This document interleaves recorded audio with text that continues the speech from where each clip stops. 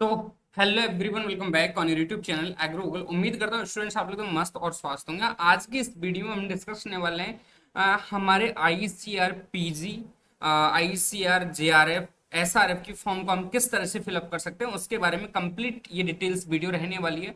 आप लोगों को स्टेप बाय स्टेप वीडियो को देखते जाना है और कंप्लीटली अपनी एप्लीकेशन फॉर्म की जो फिलिंग प्रोसेस है जो कंप्लीट करनी है। ओके, मैं आपको स्टेप बाय स्टेप गाइड करता चलूंगा। आपके कौन कौन से डॉक्यूमेंट की आवश्यकता पड़ने वाली है, सबसे पहले हम यही जानेंगे कि डॉक्यूमेंट कौन कौन से हमें सबसे पहले प्रिपेयर कर लेने हैं और उसके बाद में हमें फॉर्म है जो फिलअप करना है। क्योंकि पहले डॉक्यूमेंट प्रिपेयर रहते तो हमें exam form fill up sorry application form fill up करने में ज़्यादा टाइम नहीं लगता है यार। तो क्या करना है, अपन लोगों को एक ही कार्य करना है, पहले डॉक्यूमेंट की लिस्ट देखनी है हमें, कौन कौन से डॉक्यूमेंट की हमें आवश्यकता पड़ने वाली है। उनको स्कैन करके रख लीजिए, जो केबी में हमारे दिए भाई इतनी इतनी केबी में ये डॉक्यूमेंट चाहिए, तो इनको पहले से आप लोग एक फोल्डर बनाकर रख लीजिए, ठीक है। और उसके बाद में स्टेप बाय स्टेप अपनी क्या नाम से जो मैं आपको स्टेप बताने वाला हूँ उन स्टेप्स को फॉलो करते अपने एप्लीकेशन फॉर्म को फिलअप करना है। अब देखो यार, सबसे पहले तो करना क्या है, आप लोगों में बता दो। देखो, अपने नजदीकी कोई ई मित्र हो गया है ना, अगर वो एक्सपीरियंस्ड है, अगर आप उसने पहले फॉर्म फिलअप किया हुआ है आईसीआर का, तो ही आप उस पर फिलअप करवाएं अपना फॉर्म।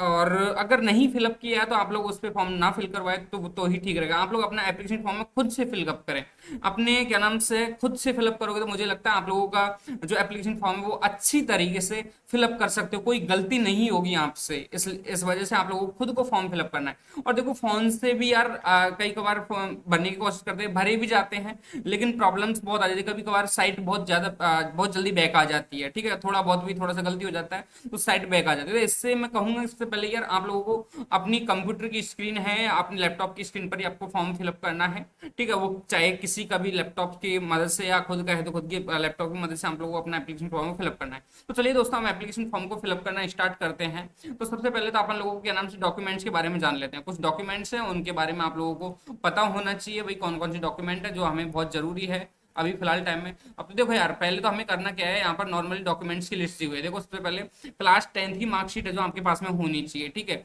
ओरिजिनल होनी चाहिए, स्कैन की हुई। ओके, देन उसके बाद में हमारा format sorry father names and DOB verify करने के लिए ये क्यों जरूरी होती है एडिशनल इंस्ट्रक्शन के लिए, क्योंकि ये हमारे क्लास 10th की मार्कशीट है, वो फादर्स नेम है, इसमें क्या नाम से है कुछ एडिशनल इंस्ट्रक्शंस होते हैं कि यार अपना नाम और क्या नाम से अपनी डीओबी और अपने फादर्स का नाम है जो श्योर कर ले कि आधार कार्ड से मैच खा रहा है नहीं खा रहा, ठीक है। अगर मैच आ रहा है मैच खा रहा है यानी कि सेम एज सेम डिटेल्स आप लोग के आधार कार्ड में क्लास 10th की मार्कशीट में है, तो आपको मुझे लगता है कि क्या नाम से आपकी डीओबी में भी और आपके ऐसे आगे आने वाले समय में कि क्या नाम से अपना डॉक्यूमेंट वेरीफाई यानी कि अपनी डीओबी वेरीफाई होगी या अपने भी नेम वगैरह वेरीफाई क्लास 10th की मार्कशीट और आधार कार्ड से होती है, तो दोनों को मैच करते हैं, उसमें सारी डिटेल्स सेम है, तो आप लोगों को एलिजिबल कर दिया जाता है हर जगह ही। तो आप लोगों को यहाँ पर क्या नाम से सारी की सारी डिटेल्स है क्लास 10th की और 12th की, आप लोगों के क्या सॉरी आधार कार्ड की एक सेम डिटेल्स होनी चाहिए। ओके, यहाँ पर आप लोगों को क्यों जरूरी है, तो ये आप लोगों को क्या नाम से आपकी डेट ऑफ बर्थ यानी कि डीओबी का ऑफिशियल प्रूफ रहता है और इसके माध्यम से आप लोगों को डीओबी का पता लगाया जाता है एक तरीके से, ठीक है। उसके बाद में अपना आता है क्लास 12th की मार्कशीट आपके पास में होनी चाहिए और ये एलिजिबिलिटी क्राइटेरिया को चेक करने के लिए जरूरी होती है। ओके, उसके बाद में क्या नाम से है ये बेसिक एजुकेशन क्वालिफिकेशन और क्वालिफिकेशन को कंफर्म करने के लिए होती है नॉर्मल, ठीक है। ग्रेजुएशन मार्कशीट, अगर देखो यार आपके पास में ग्रेजुएशन अभी आप लोग कर रहे हो अपियरिंग में हो तो कोई दिक्कत नहीं है भाई। अभी आप लोग अपियरिंग जैसे आप लोगों ने क्लास 12th के बाद में जेईटी या आईसीआर यूजी का या आप लोगों ने सीयूईटी यूजी के थ्रू आईसीआर में एडमिशन लिया होगा, तो वहां पर क्या नाम से अपने नॉर्मली क्या नाम से पहले आप लोगों ने फॉर्म फिलअप किया तो उसमें 12th में थे आप लोग और 12th के साथ में आप लोगों ने एग्जाम फॉर्म के लिए तो सिलेक्शन हुआ था, तो आप लोग अपियरिंग में लगाया था। यानी कि मैं क्लास 12th कर रहा हूँ, जैसे ही क्लास 12th कंप्लीट होगी तो मैं अपनी मार्कशीट है वो फिलअप करूंगा, ठीक है। तो यहाँ पर देखो ये मार्कशीट ओरिजिनल होनी चाहिए और स्कैन को ये होनी चाहिए, अगर है तो आपके पास में, नहीं है तो आपको अपियरिंग में फॉर्म फिलअप करना है, ठीक है। उसके बाद में क्या नाम से हायर स्टडीज के लिए एलिजिबिलिटी वेरीफाई करने के लिए जरूरी होता है फोटोग्राफ्स आपके पास में होनी चाहिए आपकी क्या नाम से सबसे इंपॉर्टेंट बात दी हुई है आपकी वाइट बैकग्राउंड होना चाहिए भाई फोटो का। अब देखो यार, कभी कभार रहता ही आप लोग अपने से फोटो खींच लेते हो और पिछला बैकग्राउंड कुछ और आ रहा है और आपको फिर आगे आने वाले समय प्रॉब्लम्स फेस करनी पड़ती है। तो इससे अच्छा है कि आप लोग अपने खुद के फोन से एक वाइट बैकग्राउंड को देखते हुए ध्यान में रखते हुए आप लोग अपना फोटो है जो क्लिक करना है और जेपीजी फॉर्मेट में वो निकलवा लेना है, ठीक है, जो कि 10 से 200 केबी के बीच में होनी चाहिए नॉर्मली। ओके, उसके बाद में एडमिट कार्ड और वेरिफिकेशन में आपकी आइडेंटिटी के लिए बहुत जरूरी होता है, ठीक है, आपके पते के लिए। हाँ भाई, खुद ही तो होना, आप लोग खुद ही तो एग्जाम देने आए हो होना एक तरीके से, ठीक है। उसके बाद में सिग्नेचर आपके व्हाइट पेपर होनी चाहिए, ब्लैक पेन से या ब्लू पेन से होनी चाहिए, ओके। उसके बाद में क्या नाम से अपने नॉर्मल थंब इम्प्रेशन, जो कि क्या नाम से इसमें दिया हुआ है, थंब इम्प्रेशन मेल्स के लिए भाई लेफ्ट थंब आपका होना चाहिए, और फीमेल के लिए राइट थंब जरूरी है भाई, ठीक है। तो आप लोगों को मेल और फीमेल अपने इसका भी ध्यान रखना है भाई। मेल हो तो आपको क्या नाम से लेफ्ट थंब आप लोगों को प्रेस करना है और उसमें अपलोड करना है, ठीक है, एप्लीकेशन फॉर्म फिलअप करना है, राइट थंब फीमेल को अपलोड करना है। और ये बायोमेट्रिक आइडेंटिटी और वेरिफिकेशन के लिए बहुत जरूरी होता है, ठीक है। कैटेगरी सर्टिफिकेट आपके पास में है तो आप लोग एप्लीकेशन फॉर्म को फिलअप कर सकते हैं, अगर नहीं है तो भाई आप लोग अप्लाई कर दीजिए। इसके बगैर आप लोग क्या नाम से अपना एप्लीकेशन फॉर्म को फिलअप नहीं कर सकते, क्योंकि यहाँ पर देखो कभी SC ST कैंडिडेट्स होते हैं, EWS कैंडिडेट्स होता है, या क्या नाम से है OBC NCL जिनके पास में रहता है, तो वो बहुत ज्यादा प्रॉब्लम्स आती जाती है उनको, आ जाती हैं कि भाई आप लोग EWS कोटा से और आपके पास में सर्टिफिकेट भी नहीं है, तो आप लोगों को किस तरह से प्रूव करोगे उसके लिए। तो आप लोगों का जो सर्टिफिकेट है वो लगभग 1 साल पुराना या कुछ डेट्स रहती हैं उसकी, लगभग 2-4 महीने पुराना होगा तो चल जाएगा आप लोगों को, लेकिन ज्यादा पुराना नहीं चलने वाला। EWS OBC NCL का सर्टिफिकेट, SC ST का चल जाता है, कोई दिक्कत नहीं रहता है, ठीक है। तो यहाँ पर देखो अगर आप लोगों के पास में डॉक्यूमेंट नहीं है तो आप लोगों को ये डॉक्यूमेंट बनवाना ही पड़ेगा, और इसके बगैर आप लोगों को काम नहीं चलेगा, क्योंकि आपके आने वाले समय में इसके जो क्या नाम से कैटेगरी सर्टिफिकेट नंबर भी दिए, क्या नाम से नंबर भी चाहिए होते हैं, ठीक है। उसमें आप लोग एप्लीकेशन फॉर्म फिल करोगे ना, उस टाइम पे जरूरी है ये चीज़ है, ठीक है, क्योंकि वहां पर पूरी वेरीफाई करने के लिए, हाँ भाई ठीक है ये SC कैटेगरी से बिलोंग करता है, EWS कैटेगरी से बिलोंग करता है, तो ये सारी चीज़ों को कंफर्म करने के लिए अपना कैटेगरी सर्टिफिकेट है वो बहुत जरूरी होता है नॉर्मली, ओके।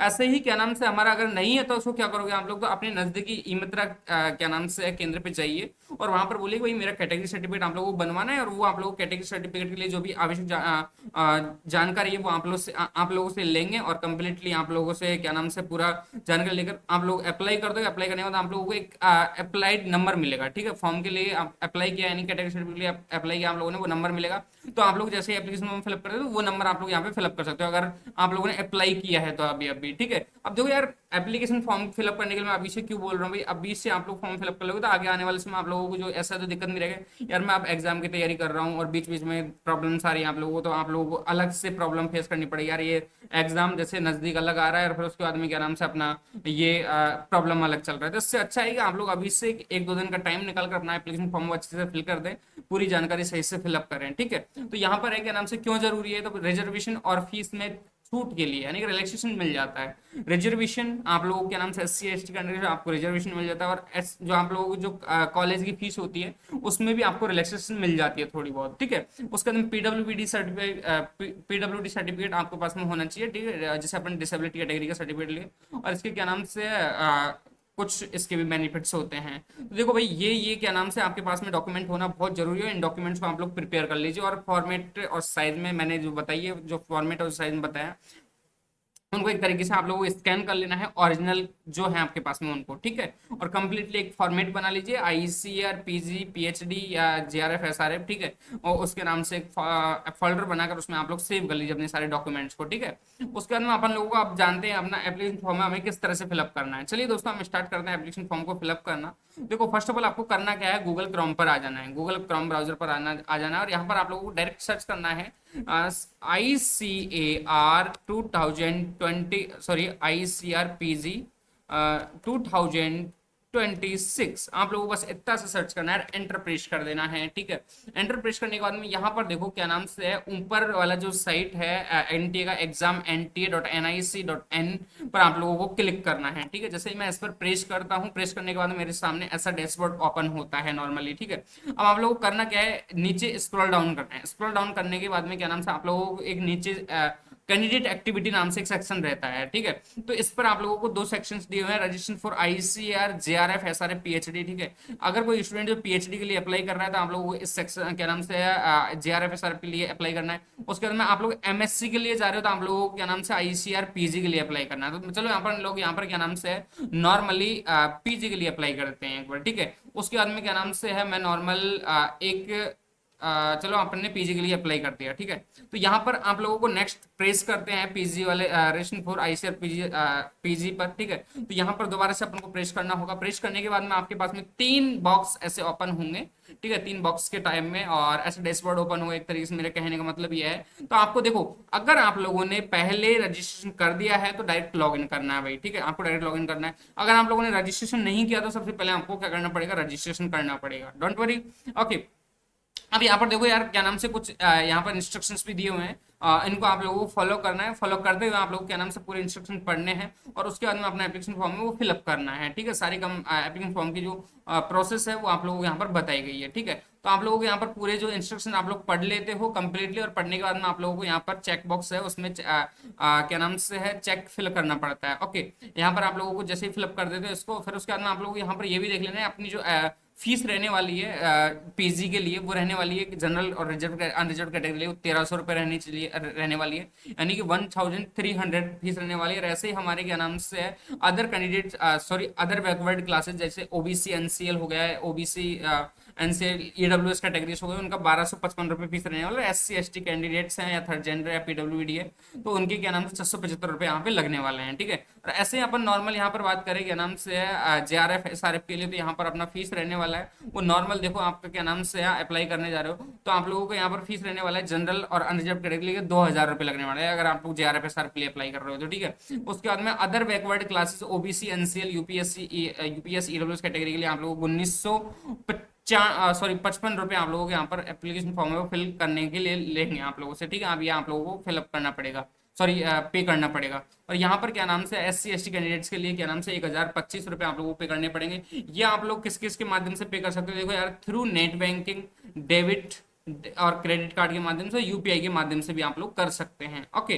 उम्मीद है स्टूडेंट्स आप लोगों को ये सारी चीजें हैं जो आप लोगों को पता लगी होगी, और पता लगी तो मुझे लगता है आप लोग इसको समझ भी गए होंगे भाई, ये सारे इंस्ट्रक्शंस है जो क्या नाम से आप लोगों को बताएंगे। वैसे मैंने क्या नाम से यहाँ पर डॉक्यूमेंट्स के बारे में बता दिया कंप्लीटली, और यहाँ पर डॉक्यूमेंट्स को आप लोगों को अच्छी तरह से पढ़ लेना है नॉर्मल, ठीक है। उसके बाद में कुछ नहीं करना, नॉर्मल आप लोगों को चेक बॉक्स पर क्लिक करना है, क्लिक करने के बाद में क्लिक हेयर प्रोसेस है ना, इस पर क्लिक कर देना है नॉर्मली, और आपके पास में फिर से एक ऐसा डैशबोर्ड ओपन होता है जिसमें अपनी पर्सनल डिटेल्स जो फिलअप करनी होती है, जैसे मैं अपने गार्जियंस नेम हो गया, सॉरी कैंडिडेट नेम हो गया, यानी खुद का नेम हो जाता है, फादर्स नेम अपने पिताजी माता का नाम, डीओबी जेंडर, ठीक है, जो आप लोगों को सेलेक्ट कर लेना है। फिर उसके बाद कंफर्म डिटेल्स जो आप लोगों ने ऊपर फिल की हुई है वो सेम का सेम आप लोगों को एज फिलअप करनी है यहाँ पर। फिर प्रेजेंट एड्रेस, यानी कि आप लोग अभी फिलहाल टाइम में कहाँ रह रहे हो, यानी कुछ स्टूडेंट की प्रॉब्लम रहती है कि यार भैया मैं अभी क्या नाम से है यूनिवर्सिटी में पढ़ रहा हूँ, नॉर्मल क्या नाम से बीएचयू में पढ़ रहा हूँ, ठीक है, और मैं रहने वाला राजस्थान को, तो आप लोगों को प्रेजेंट का एड्रेस जहां आप लोग रह रहे हो ना वहां का एड्रेस आपको फिलअप कर लेना है, ठीक है। उसके बाद में इसमें क्या नाम से आप लोग अपने country state district pin code आप लोग अपने अनुसार फिलअप कर लोगे।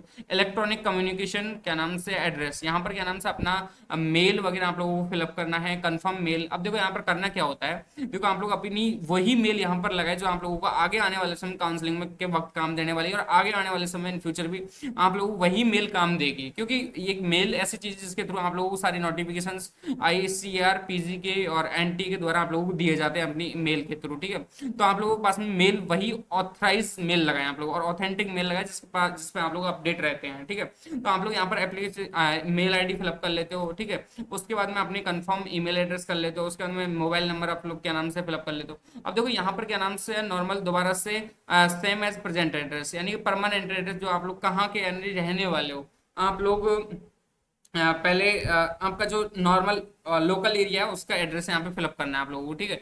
आप लोग अपने अनुसार यहाँ पर पासवर्ड क्रिएट कर सकते हो, और फिर सिक्योरिटी क्वेश्चन आप लोग यहाँ पे लगा सकते हो, ओके।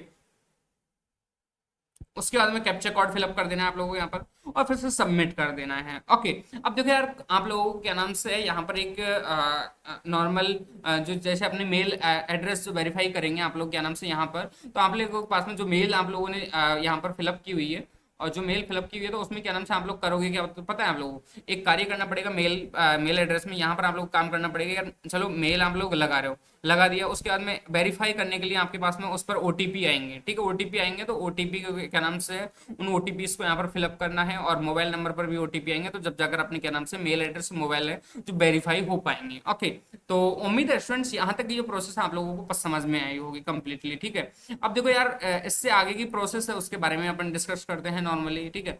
ये सारी प्रोसेस मैंने आप लोगों को बता दिया है, डॉक्यूमेंट कौन कौन से चाहिए, कैसे क्या कुछ आप लोगों को प्रेस करना है, क्लिक ऐसा कौन सा डैशबोर्ड ओपन होगा फिर आगे आने वाले समय। फिर आपके बाद में क्या नाम से नॉर्मल ये आपके पास में डैशबोर्ड ओपन होता है, इसमें चेक बॉक्स आप लोग क्लिक करना होता है नॉर्मली, ठीक है। अब आप लोगों को आता है एप्लीकेशन फॉर्म के स्टेप्स। अब देखो यहाँ पर आप लोगों को क्या नाम से नॉर्मल करना क्या होता है यार, यहाँ पर देखो लिखा हुआ है कनेक्ट डिटेल्स, ठीक है, कॉन्टैक्ट डिटेल्स कंप्लीट करें, यानी कि आप लोगों का मोबाइल नंबर और ईमेल डिटेल्स है उनको क्या नाम से वेरीफाई करना है, और आपके पास में ओटीपी आ जाएंगे तो आप लोग वेरीफाई हो जाएंगे। और वेरीफाई करने के बाद में आप लोगों के पास में यहाँ पर क्या नाम से ये वाला ऑप्शन है कॉन्टैक्ट डिटेल्स का, ग्रीन ग्रीन डॉट में आप लोगों के पास में देखने को मिल जाएगा। ओके, ठीक है। उसके अंदर पर्सनल डिटेल्स जो क्या नाम जिसमें अपने अपने नाम हो जाता है, डीओबी और बेसिक डिटेल्स आप लोगों को यहाँ पर फिलअप करनी है, ठीक है। अगर आप लोग क्या नाम से एक पीडब्ल्यू कैटेगरी से आते हो तो आप लोगों को क्या नाम से यहाँ पर सेलेक्ट करना है पीडब्ल्यू कैटेगरी, और यहाँ पर आप लोग अपना जो क्या नाम से पीडब्ल्यू डी का जो या डिसेबिलिटी का क्या नाम से अपने पास सर्टिफिकेट है वो आप लोगों को यहाँ पर फिलअप करना पड़ेगा, ठीक है। उनके जो सर्टिफिकेट है उसके नंबर फिलअप करने पड़ेंगे, ठीक है। ओके, उसके बाद में रजिस्टर्ड आइडेंटिटी, ठीक है, डिटेल्स, यानी कि आप लोगों को जो आईडी प्रूफ है आपके पास में कौन सा आधार कार्ड है, पैन कार्ड है, तो उसकी डिटेल्स है जो आप लोगों को यहाँ पर फिलअप करनी पड़ेगी, और आप लोगों को यहाँ पर ओटीपी के माध्यम से आप लोगों को वेरीफाई होगी यहाँ पे, चलो आधार कार्ड जो आपका ही है, ठीक है। यहाँ पर भी क्या नाम से अपार आईडी है तो आप लोग क्लिक करना है, नहीं है तो कोई दिक्कत नहीं है भाई, ठीक है। और भाई होगी क्या नाम से, उम्मीद है आप लोगों के पास में ये तो होनी चाहिए, अधिकतर स्टूडेंट के पास में मिल जाती है, ठीक है, और होती है। उसके बाद में अप्लाई फॉर एग्जाम सेंटर, यानी कि आप लोग क्या नाम से अप्लाई फॉर एंड एग्जाम, यानी आप लोग कौन सी सब्जेक्ट के लिए अप्लाई कर रहे हो और एग्जाम सेंटर आप लोग कहाँ चूज कर रहे हो, यानी कि अभी फिलहाल टाइम में आप लोग रह रहे हो राजस्थान में, राजस्थान में कौन कौन सी जगह सेंटर दिया हुआ है वो सारी डिटेल्स आप लोगों को पता होने चाहिए, ठीक है। तो वो उनके थ्रू आप लोग क्या नाम से अपने नजदीकी सेंटर से वो फिलअप कर सकते हैं आप लोग, ठीक है। एजुकेशन क्वालिफिकेशन के लिए आप लोगों को क्या नाम से क्लास 10 12 और ग्रेजुएशन की मार्कशीट जो डिटेल्स आप लोग फिलअप करनी पड़ेगी, नंबर 7 वाला जो पॉइंट्स रहता है। उसके बाद में एम्प्लॉय डिटेल्स है, अगर आप लोग क्या नाम से अभी भी क्या नाम से आप लोगों को क्या नाम से कोई रोजगार मिल चुका है या गवर्नमेंट नौकरी कर रहे हो आप लोग, तो क्या नाम से आप लोगों को यहाँ पर ये फिलअप करना पड़ेगा, ठीक है। अगर कोई जॉब एक्सपीरियंस है तो आप लोग डिटेल्स में भरने चाहिए, ठीक है, नहीं है तो कोई दिक्कत, नो वाला ऑप्शन आप लोगों को क्लिक कर लेना है। फिर कैप्चर लाइव क्या नाम से आप लोगों को वेब कैमरा पर अपनी लाइव फोटो क्लिक करनी पड़ेगी, तब जाकर आप लोग क्या नाम से कैप्चर लाइव फोटोग्राफ होगा, यानी कि आप लोग लाइव फोटोग्राफ का ऑथेंटिकेशन यानी कि एक तरीके से वेरीफाई होगा आपका, ठीक है, जो फोटो है वो। उसके बाद में डॉक्यूमेंट कम्प्लीटली अपलोड कर देने हैं, मार्कशीट, सिग्नेचर, थंब और इम्प्रेशन और अपलोड जो क्या नाम से अपने नॉर्मली मैंने बताया था, जो जो डॉक्यूमेंट्स बहुत जरूरी है वो आप लोग यहाँ पर अपलोड कर देने हैं। ओके, फाइनल सबमिट लास्ट में कर देना है, सभी डिटेल्स को वेरीफाई करके आप लोगों को फाइनली सबमिट कर देना है, और आप लोगों की जो फीस रहेगी वो आप लोगों को पे कर देनी है एटलीस्ट लास्ट के टाइम पे। उम्मीद है स्टूडेंट ये सारी की सारी प्रोसेस जो मैंने बताई आप लोगों को समझ में आई होगी। अगर कोई भी प्रोसेस में आप लोगों को थोड़ा लग रहा है कि सर यहाँ पर मुझे दिक्कत आ रही है, ऐसी प्रॉब्लम मुझे आ रही है, तो मुझे कॉमेंट्स में कॉमेंट करके जरूर बताइए, और ऐसे ही और इन्फॉर्मेटिव वीडियो देखने के लिए आप लोग चैनल को सब्सक्राइब कर लेना, क्योंकि यहाँ पर informative video time to time देखने को मिलती रहती है, देखो यार। और चैनल पे नए हो तो चैनल को सब्सक्राइब जरूर कर लेना, क्योंकि ऐसी ही और इन्फॉर्मेटिव और लगातार ऑथेंटिक वीडियोज आप लोगों को एग्रो गूगल पर देखने को मिलती रहेंगी। मिलता हूँ ऐसे किसी नेक्स्ट इन्फॉर्मेटिव वीडियो के साथ में, तब तक के लिए बने रहे हमारे यूट्यूब चैनल एग्रो गूगल में। Thanks for watching. देखो यार, अगर कोई प्रॉब्लम आ रही है एप्लीकेशन फॉर्म फिलअप करते समय तो आप लोगों को घबराना नहीं है, मुझे कॉमेंट सेक्शन में कॉमेंट करके बताना। अगर फिर भी आप लोगों को क्या नाम से कोई सॉल्यूशन नहीं निकल रहा है तो मुझे आप लोग क्या करोगे, डायरेक्ट कॉन्टैक्ट नंबर पर कॉन्टैक्ट करके बता सकते हो मेरे को। नीचे स्क्रॉलिंग में नंबर चल रहा है, 99 से स्टार्ट हो रहा है, 73 पे एंड हो रहा है, उन नंबर पर मुझे मैसेज जरूर कर रहे हैं, ठीक है। मिलते हैं नेक्स्ट एक और इन्फॉर्मेटिव वीडियो के साथ में। जय जवान जय किसान, ठीक है।